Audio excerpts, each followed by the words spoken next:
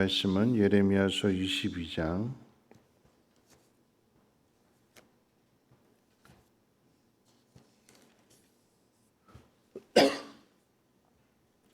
예레미야 22장 1절로 9절까지 한 절씩 교독으로 읽겠습니다. 여호와께서 이와 같이 말씀하시되 너는 유다 왕의 집에 내려가서 거기에서 이 말을 선언하여 다윗의 왕위에 앉은 유다 왕이여, 너와 내 신하와 이 문들로 들어오는 내 백성은 여호와의 말씀을 들을지니라.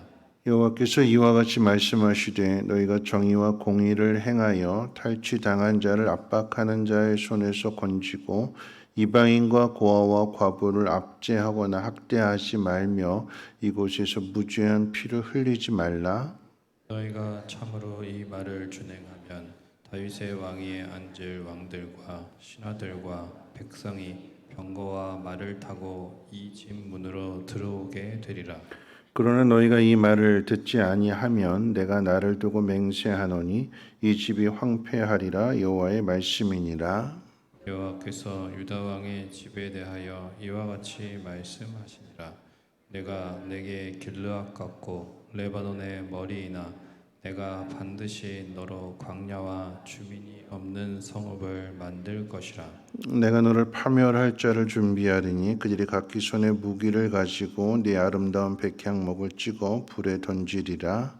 여러 민족들이 이 성읍으로 지나가며 서로 말하기를 여호와가 이 큰 성읍에 이같이 행함은 어찌 됨인가 하겠고, 그들이 대답하기는 이는 그들이 자기 하나님 여호와의 언약을 버리고 다른 신들에게 절하고 그를 섬긴 까닭이라 하셨다 할지니라. 아멘. 사람은 누구나가 다 잘 살기를 바랍니다. 그런데 어떻게 사는 것이 잘 사는 것일까요? 오늘 말씀을 통해서 두 가지를 생각해 본다면 인생을 잘 살기 위해서 제일 먼저 기억해야 하는 것은 우리가 인생을 내가 선택하고 내가 결정하고 살아가고 있지만 내 인생의 주인은 내가 아니라고 하는 사실입니다. 우리가 앞에서 살펴봤지만 예레미야 18장 말씀 가운데 보면 토기장이의 그 비유에서 나오는 것처럼 토기장이신 하나님께서 우리를 그 목적대로 금그릇, 은그릇, 또 놋그릇, 나무 그릇, 질그릇 이렇게 각자 다양하게 다르게 만들어 주셨습니다.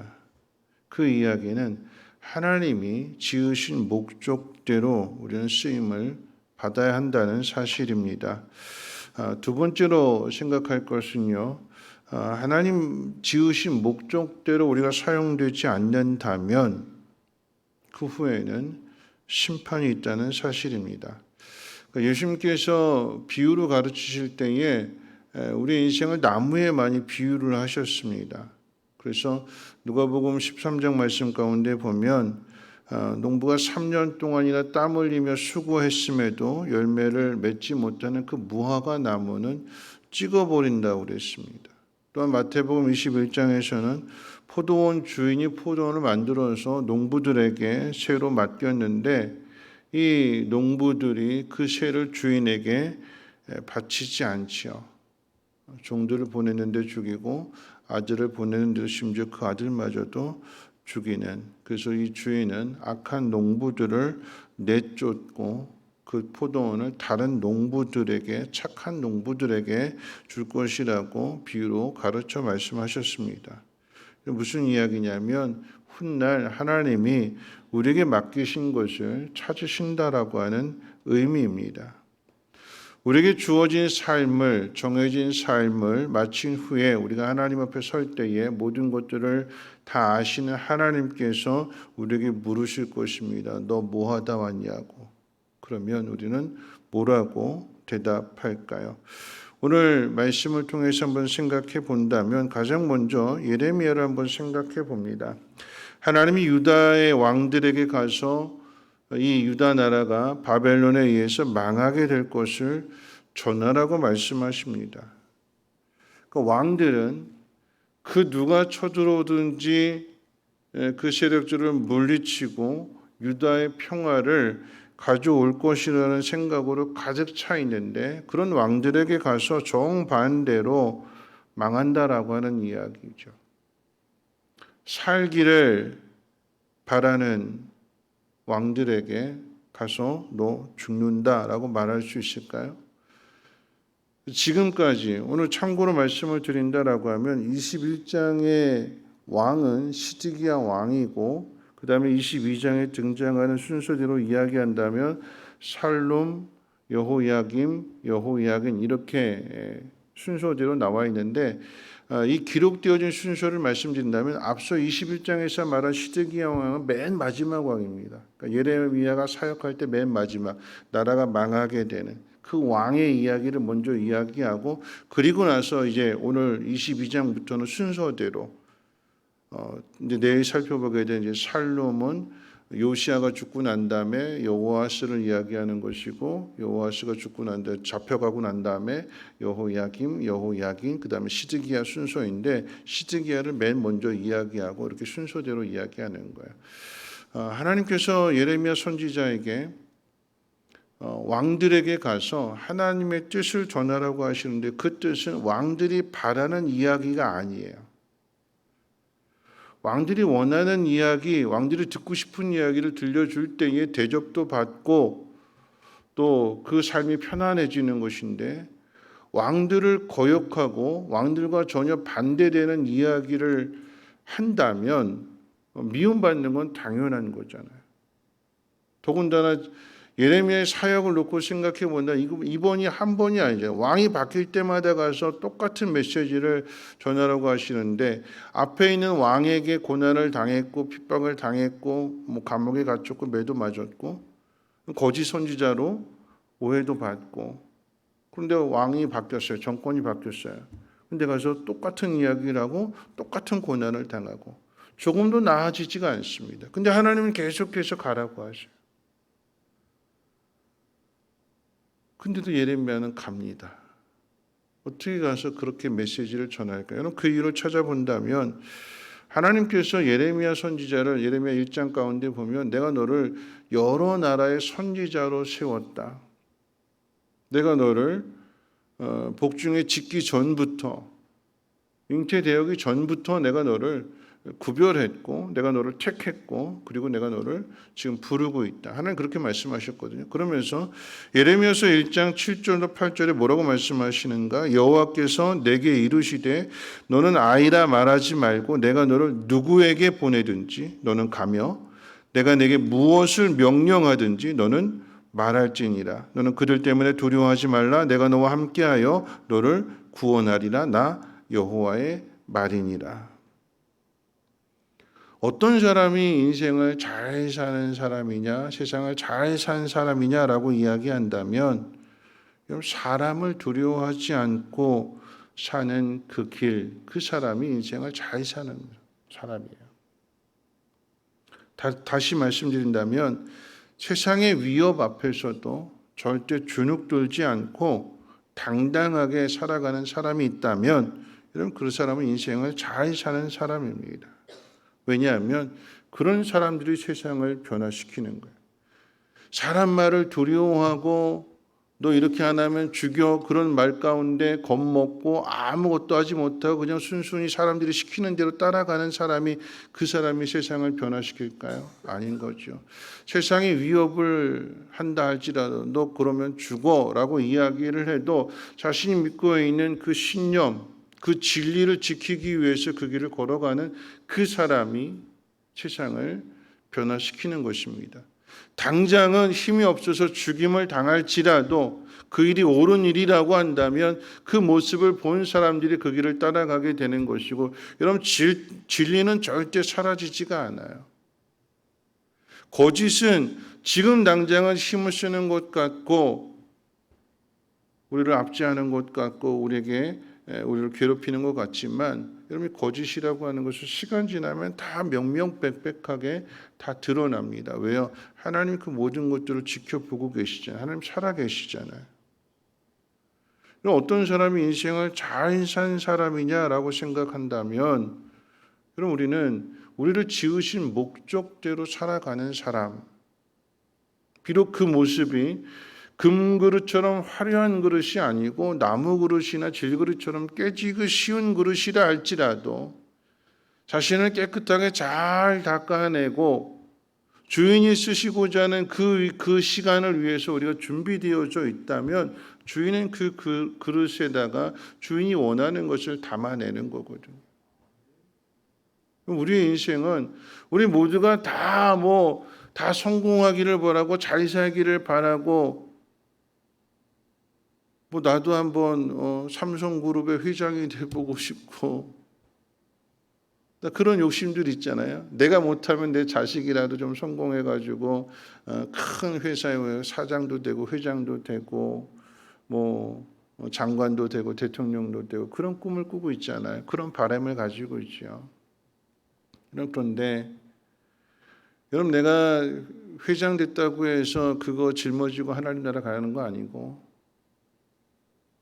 여러분 이제 교회를 이렇게 예쁘게 아름답게 리모델링 했다고 해서 이 건물 영원히 가는 것도 아니고 여러분 정말 중요한 것은 무엇이냐면 우리의 인생 가운데 오늘 예레미야 선지자의 이야기로 이야기한다면 하나님 뭐라고 말씀하셨는가?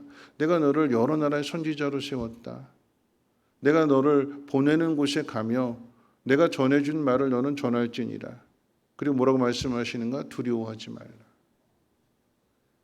예레미야 인생 가운데 유다를 살려내고 유다를 회복시키고 유다를 잘 살게 하고 하는 이게 사명이 아니라 하나님이 하라고 하신 그 말씀 그대로 전해주는 것. 그게 예레미야가 선지자로서의 참 선지자요, 진실한 선지자요, 하나님이 기뻐하시는 선지자로 살아가는 길입니다. 그러니까 뭘 해야 되느냐? 두려워하지 않는 거예요. 어떤 상황이 닥친다 할지라도 하는 두려워하지 말라라고 말씀하셨기 때문에 두려워하지 않는 그 모습을 보여주는 거죠. 그러니까 어떻게 해요? 핍박이 있을 것을 알면서도 가서 전하는 거예요. 여러분 우리 인생 가운데 우리가 화려하게 많은 것 이루고 많은 것 세우고 그것이 아니라 정말 우리가 우리 인생 가운데 해야 될 일은 무엇이냐면 하나님의 살아계심을 우리 인생 가운데 증거해야 되는데 어떻게 증거하느냐? 하나님 말씀대로 살아가는 거예요. 그래야 모든 게 다 무너지고 세상 모든 게 다 변할지라도 하나님의 말씀은 변함이 없다고 말씀하셨기 때문에 나에게 처음 나를 부르셨을 때 주신 그 말씀들 내가 그 말씀 하나 붙들고 하나님 내가 이렇게 살아냈습니다. 빌라델베아 교회처럼 작은 능력인데 능력이 거의 없다고 하는 그런 모습이었음에도 불구하고 그런 모습 속에서 큰 일을 감당하게 되는 어떻게 큰 일을 감당할까요? 순종하는 것밖에 없어요. 하나님이 크신 하나님이시기 때문에 하나님이 그 일을 이루어 주시는 것이지 우리가 큰 능력을 태어날 때부터 가지고 태어나서 그 능력대로 일하는 것이 아니라 그러니까 세상이 누가 변화시킬 수 있는가? 하나님 말씀을 붙들고 그 말씀대로 살아가는 그 사람이 세상을 변화시키게 되는 것이고 그 사람의 인생을 잘 산 사람이 되는 것입니다. 두 번째요. 유다 왕을 생각해 본다면 우리 2절 3절 같이 한번 읽어볼까요? 2절 3절 말씀 함께 읽겠습니다. 시작. 이르기를 다윗의 왕위에 앉은 유다의 왕이여 너와 내 신하와 이문으로 들어오는 내 백성은 여호와의 말씀을 들을지니라. 여호와께서 이와 같이 말씀하시되 너희가 정의와 공의를 행하여 탈취당한 자를 압박하는 자의 손에서 건지고 이방인과 고아와 과부를 압제하거나 학대하지 말며 이곳에서 무죄한 피를 흘리지 말라. 여러분 이 말씀 가운데 기억해야 될 말씀은 다윗의 왕 위에 앉은 유다의 왕이요 이렇게 이야기하고 있습니다. 다윗의 왕 위에 앉은 유다의 왕은 단 한 명입니다. 모든 사람이 다 부러워하는 자리라고 말할 수 있을 것입니다. 왜냐하면 왕은 명령 한마디에 모든 것들이 다 말한 대로 움직여지는 거잖아요. 그렇죠? 그래서 왕이 되는 것을 부러워하지만 여러분 이 왕의 자리만큼 무거운 자리가 없습니다. 그럼 만약에 적이 쳐들어와서 바벨론이 쳐들어와서 죽인다면 백성을 더 잔인하게 죽일까요? 왕을 더 잔인하게 죽일까요? 누구부터 죽일까요? 왕부터 죽여요.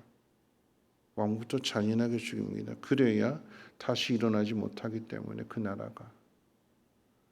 이 왕의 자리라고 하는 자리는 모든 사람이 부러워하는 자리고 모든 것을 할 수 있는 자리처럼 생각되지만 이 왕의 자리에 앉아 있는 사람이 하나님의 뜻대로 행하지 않는다라고 하면 그 결과는 비참해집니다. 왕이 되는 사람마다 내가 이 나라를 잘 다스릴 거야, 내 마음대로 다스리면서 내 권력은 영원할 거야, 그런 생각을 가지고 있지만 그 왕이 하나님의 뜻대로 행하지 않는다라고 하면 그 결과는 비참해지는 거예요. 하나님의 뜻대로 행한다라고 하는 것이 무엇이냐? 공평과 정의를 행하라고 그랬습니다. 그런데 그 공평과 정의가 나타나는 모습이 무엇이냐라고 한다면 가난한 과부와 고아들을 압제하지 말고 학대하지 말고 무죄한 피를 흘리지 말라. 다시 말하면 하나님께서 힘 주시고 능력 주셨으니까 그 힘과 능력을 연약한 자를 돌아보고 억울한 사람이 생기지 않도록 무죄한 피가 흘려지지 않도록 신경 쓰고 계속해서 잘 다스리고 보호해 주라라고 하는 것이 왕이 가져야 될 사명인 것입니다. 근데 그렇게 안 하면 어떻게 될까요? 뒤집혀지는 거예요. 하나님 맡기신 일을 행하지 않게 되면 그 결과는 뒤집혀집니다. 유다가 왜 망할까요? 하나님 말씀 그대로 이루어지게 되는 거예요.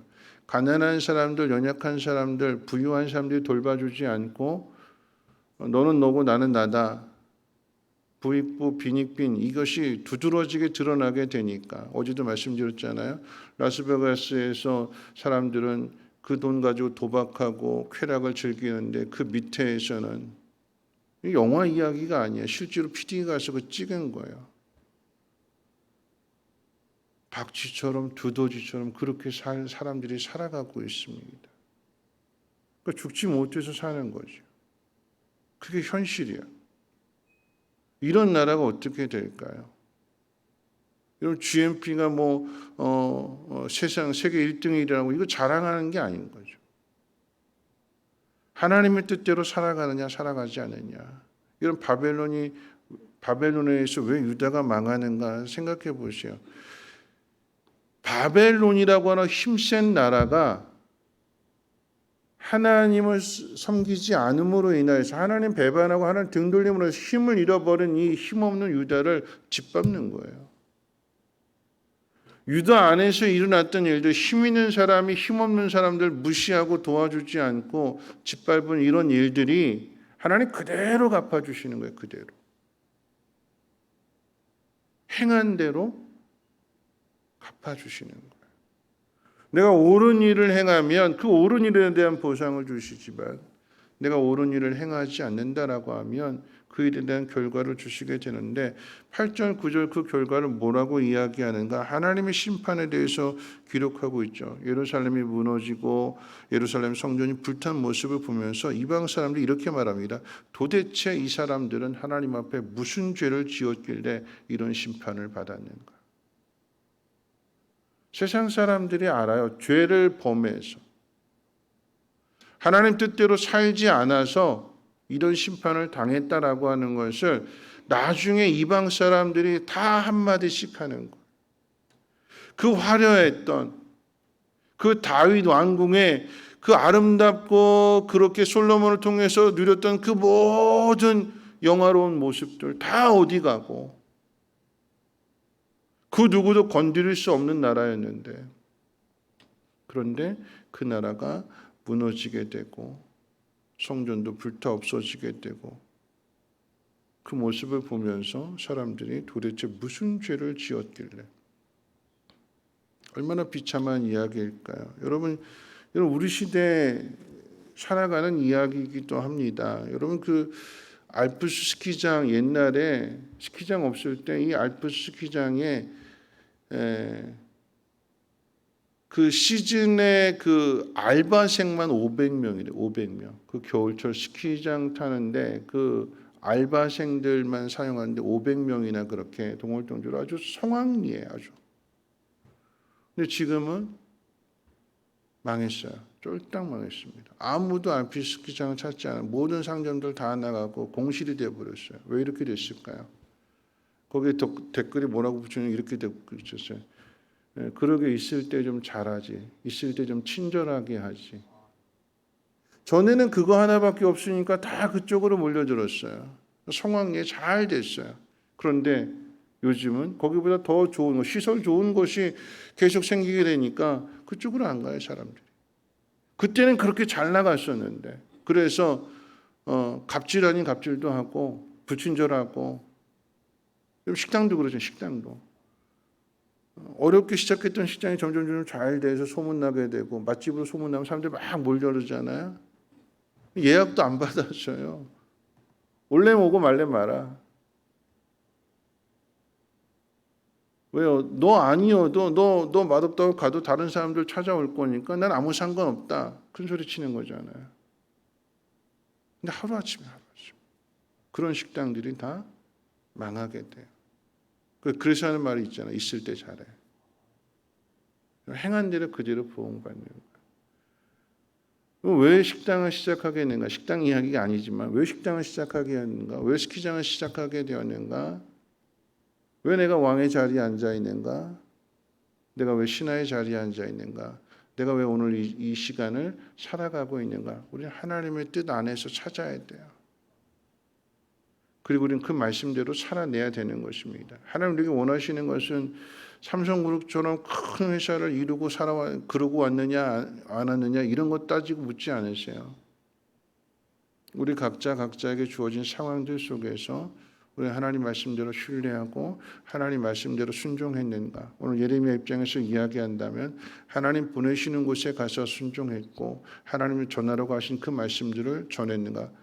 그 말씀을 전한 대가로 인해서 보상받고 인정받고 편안하게 살아가는 것이 아니라 계속해서 왕이 바뀔 때마다 힘들어지고 고달파지는 삶을 산다 할지라도 그럼에도 불구하고 그런 왕들에 대해 두려워하지 않고 하나님의 뜻을 전했는가.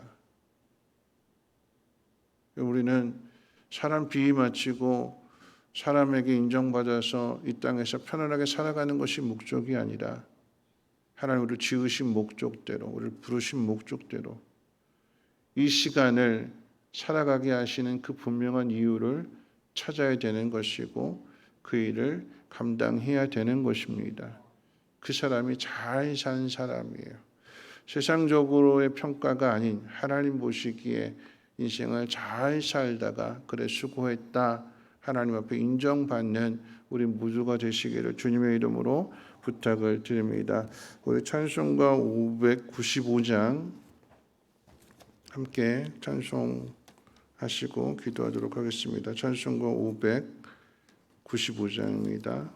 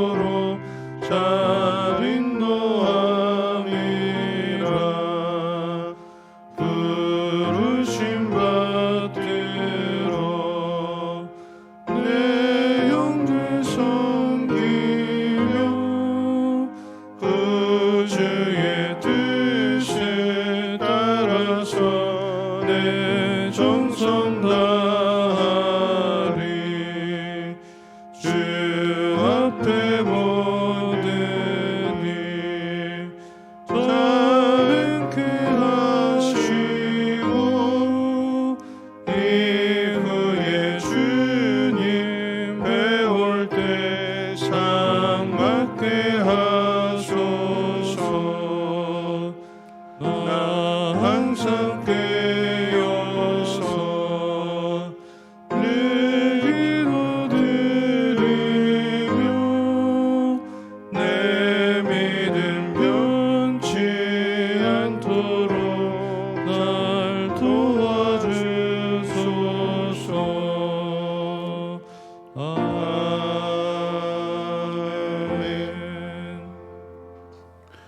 말씀 생각하면서 함께 통성으로 기도하실 텐데요.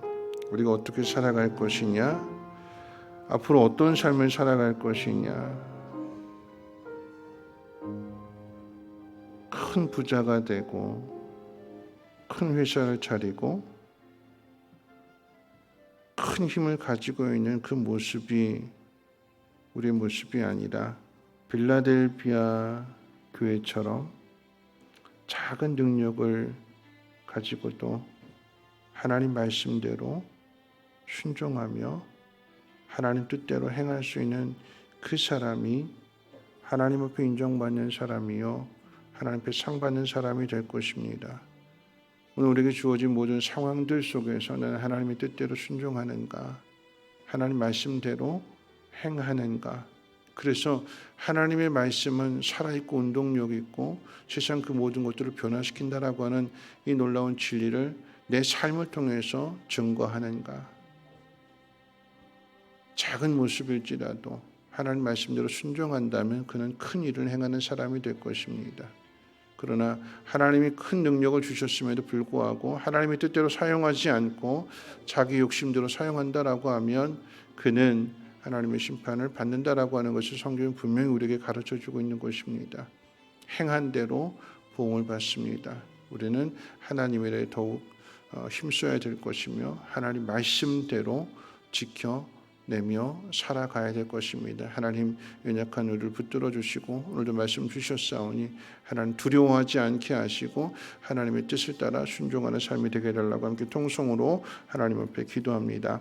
좋으신 하나님, 오늘도 하나님 말씀을 듣습니다. 우리가 어떻게 살아가야 될지를 다시 한번 오늘 이 새벽의 말씀을 통하여서 우리 자신을 돌아보게 하시고 하나님 말씀대로 하나님의 뜻대로 살아가게 해주시옵소서.